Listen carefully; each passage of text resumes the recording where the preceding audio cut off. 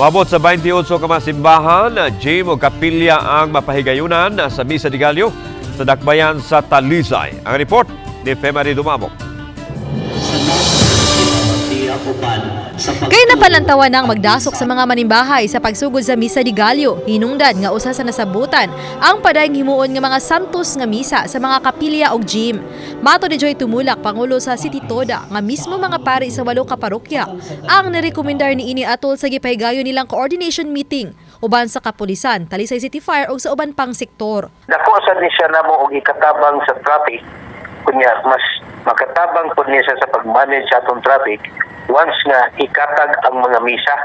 Kay kung adto lang siya magkonsisok sa usa ka dako nga simbahan, kuwangon ang area, kuwangon ang suod sa simbahan, so man nga mapiktuhan na noon ang atong dagan sa traffic. Mato ni Tumulak nga adunay mga gym o kapilya o simbahan ang mopahigayon na sa mga Misa de Gallo sugod sa alas 3 sa kadlawon.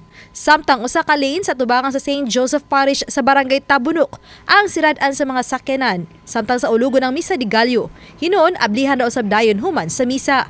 Gikan sa alas 4 sa buntag hangtod pasado alas 5 sa buntag, sirado ang daan nga pa northbound. Ang pa southbound nga lane ang himuon nga two-way. Ang ato ang southbound at tubangan mismo sa simbahan at mang sa simbahan mo na mahimong two-way in ang katong gikan og south mutungas sila sa flyover apan katong gikan og Cebu City mahimong og south adto sila moagi ilawom sa flyover. Duha sa mga simbahan sa dakbayan ang mopahigayon og anticipated mass sugod Biyernes sa gabii.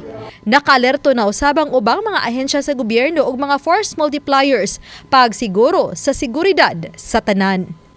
Uban ni Rod Prado, Femari Dumabok. Balitang Bisdak.